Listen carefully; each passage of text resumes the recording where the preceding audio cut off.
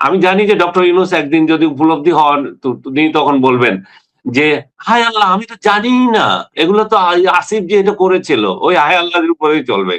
একটার থেকে একটা বড় বাটপার। ১৭ বছরের যা শেখ হাসিনা করেছে তার কত গুণ ডবল করে ফেলেছে ডক্টর ইউনূস।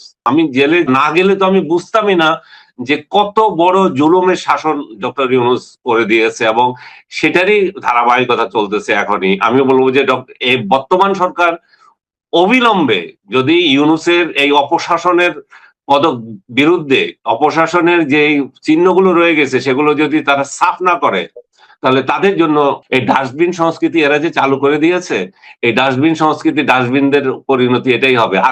আরেকজন বিদেশে বসে আমার বিরুদ্ধে বলতো মেন্টাল টর্চার কিভাবে হয়, মানুষ কেন মানসিক ভারসাম্য হারিয়ে ফেলে। কারাগারে না গেলে বোঝা যেত না এবং ইউনূসের কারাগারে না আসলে তো কেউ বুঝবে না এটা। এবং এই শ্বেতপত্র প্রকাশ করার মধ্য দিয়ে বর্তমান সরকার প্রমাণ করবে যে তাদের যেই সদিচ্ছা আছে যে প্রকৃত ক্রিমিনাল সে যেই হোক, সে শেখ হাসিনা হোক আর ইউনূস হোক, সেটা যেই হোক তার বিচার করার। এটা যদি তারা না করতে পারে তাহলে তাদের শাসনও আরেকটা শাসনের মতোই হবে, পুরনো শাসনই চলবে এবং একই কায়দায় চলবে। একটা ইউনূসের মতো আরেকটা বিশ্ব বেহায়া এভাবে আবির্ভূত হবে যে আমাদেরকে উদ্ধার করার জন্য। মানে আপনার কাছে কি মনে হয়েছে এই যে ফিডব্যাকটি মানুষের পক্ষ থেকে, এই যে ভালোবাসা, এটা কেন, কি কারণে? এটার একটা মাত্র কারণ, ইভেন আমাকে গ্রেপ্তারও আমি মনে করি যে একই কারণ। আগে দেখেন, যখন অন্যায় হতো তখন অনেকেই কথা বলতে পারতেন। অনেকে কথা বলেছেন যে বড় কথা অনেকে এখন বলছে যে শেখ হাসিনার আমলে কথা বলা যায়নি। শেখ হাসিনার আমলে আমি তো কথা বলেছি, অনেকে তো বলেছে। বলে নাই কে? যারা এখন কথা বলছে, যারা এখন বড় পুরস্কার পেয়েছে বা বাটপার ইউনূসের শাসনে যারা পুরস্কার পেয়েছিল, বিভিন্ন পোস্টে গিয়েছিল। তো সেই সময় কি তারা কেন পুরস্কার পেয়েছে? তারা তো শেখ হাসিনার আমলে কথা বলেছে বলেই মানে ফ্রন্ট লাইনে এসেছে। অন্য কারো কথা বাদ দেন। আরেক বাটপার ডক্টর ইউনূসের যাকে রেখেছিল যে আসিফ নজরুল, আমি সরি টু সে যে তারে বাটপারই বলতে হচ্ছে। সে কি কথা বলে নাই? সে সে কোন কথাটা বলে নাই সোশ্যাল মিডিয়ায়, পত্রিকায়? সে যখন কথা বলতে পেরেছে তাহলে অন্যেরা কেন কথা বলতে পারবে না? এই যে জিনিসটা সে তৈরি করে গিয়েছে। আজকে ডক্টর ইউনূসের শাসনে যে অপকর্ম চলছে তার সিংহভাগের দায়িত্ব হচ্ছে ডক্টর আসিফ নজরুলের। কারণ এই লোক বড় কথা বলে, মানবতার কথা বলে, আর জেলে পুরে রেখেছে একটার পর একটা নিরীহ মানুষকে। একটার পর একটা নিরীহ মানুষকে সে জেলে রেখে দিয়েছে এবং হাজারে ১ জন ২ জন তো না, হাজারে এবং এরা বেশিরভাগ সময় আবার দেখা যাচ্ছে যে আওয়ামী লীগের সমর্থক এবং আওয়ামী লীগ করেছে বলে করছে। নন ক্রিমিনাল যারা আছে, আওয়ামী লীগের যারা পলিসি মেকার ছিল, তাদেরকে আপনি যদি করেন তাহলে সাধারণ মানুষ তো আপনার প্রতি রাগ করবে না। তাদেরও অধিকার আছে যে জামিন পাওয়ার। ১ বছর ১.৫ বছর এর মাথায় আপনি জামিন নিবেন না, তাহলে কয়েদি আর হাজতের মধ্যে তো কোনো পার্থক্য থাকলো না। আপনি আওয়ামী লীগের আমলে বিএনপি নেতারা অনেক জেল জুলুমের শিকার হয়েছে। এটা তো কেউ অস্বীকার করতে পারবে না। কিন্তু এক নাগাড়ে ১.৫ বছর কে ছিল জেলের মধ্যে? আওয়ামী লীগ এই বিএনপির যে শীর্ষ নেতাদের মধ্যে যারা কনভিক্টেড হয় নাই, এমনি যাদের ধরে নিয়ে গেছে। কনভিক্টেড সেটা অন্য বিষয়। বা এমনি ধরে নিয়ে গেলেন, আপনি আমাকে মনের সুখে রেখে দিয়েছেন, আমার বিরুদ্ধে একটা মামলা করেছেন, সেটার জন্য আমাকে ১.৫ বছর আমি জেলে আছি। এই যে সংস্কৃতি, এবং আপনি কোন পৃথিবীর কোন দেশে কোন আইনমন্ত্রীর মুখে এটা শুনেছেন যে জামিন কেন দেওয়া হয়? জামিন একটা অধিকার। সেই জামিন কেন দেওয়া হয়? যে আইনমন্ত্রী কথা বলে এবং সে বিচারকদেরকে ভর্ৎসনা করে, যে বিচারকদের প্রতি ক্ষোভ প্রকাশ করে। আপনি দেখেছেন না এগুলা? তো এই যখন এগুলো করে তখন সেই দেশে আইনের শাসন আর কোথায় থাকে? আমি জানি যে ডক্টর ইউনূস একদিন যদি উপলব্ধি হন তিনি তখন বলবেন যে, হায় আল্লাহ আমি তো জানিই না। এগুলো তো আসিফ যে এটা করেছিল। ওই হায় আল্লাহর উপরেই চলবে। একটার থেকে একটা বড় বাটপার এরা ২ জন।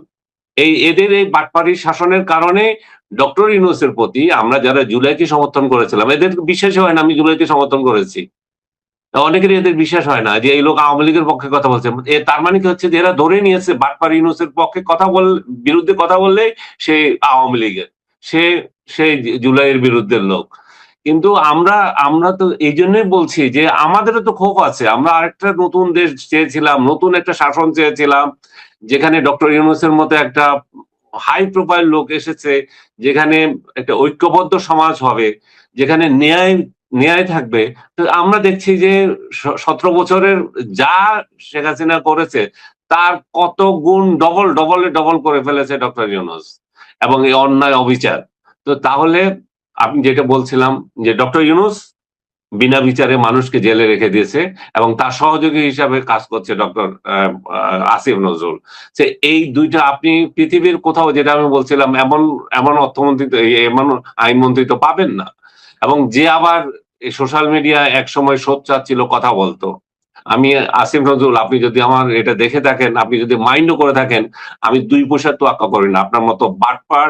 আমি বলবো যে আপনি এই এই ডক্টর ইউনূসের শাসনকে পুরো পচানোর জন্য আপনি একাই যথেষ্ট। আপনার মতো বাটপারের জন্যই জুলাইতে আমরা যে আকাঙ্ক্ষা পোষণ করেছিলাম, আপনি আসিফ নজরুল বাটপার, আমারই সোশ্যাল মিডিয়ার একটার পর একটা স্ট্যাটাস আপনি জুলাই মাসে শেয়ার করেছেন। তো আপনি কি করে অন্যরা যা কিছু বলুক, আপনি কি করে আমাকে আমাকে জেলে যখন নেওয়া হয় আপনি তখন চুপ করে থাকেন?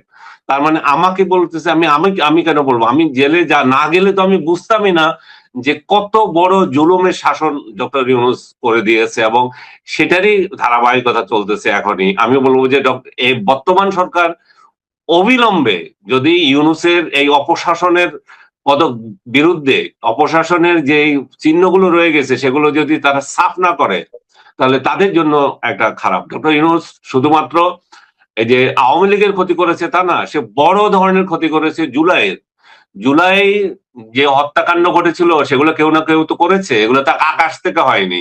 সেটা সরকারি দল করুক, জুলাই যোদ্ধাদের অভ্যন্তরের কেউ করুক, কিংবা এজেন্সির কেউ করুক, কিংবা বিদেশি কেউ করুক, যেই করুক, করেছে তো। কিছু মানুষ তো মরেছে, এবং কয়েক হাজার যে মানুষ যে মরেছে সেটা তো আমরা কেউ অস্বীকার করতে পারছি না। সেই সেই বিষয়গুলো আপনি যদি দেখেন, তাহলে তাকে বিচার হওয়ার কথা না। আমরা এখন কথা বলছি, তার মানে কি আনিস আলমকে বিচার চায় না? বিচার তো চাই, কিন্তু প্রকৃত হত্যাকারীকে আপনি আড়াল করে আপনি নিরপরাধ লোকদেরকে জেলে ঢুকিয়ে রেখেছেন। তো তাতে করে কি হয় যে এই শহীদ যারা হয়েছে তারাও তো প্রকৃত বিচার পাবে না, এবং যারা এদের বিচার দাবি করছে তারাও তো একদিন উপলব্ধি করবে যে তারা কি ভুল করছে, যে কাদেরকে দিয়েছে। এক একটা মামলায় 600, 700, 1000-এর উপরে আসামি করে রেখেছে। আমার রুমমেট ছিল 10,000 আছে। 10,000 আছে। 10,000 হ্যাঁ, আসামিও আছে।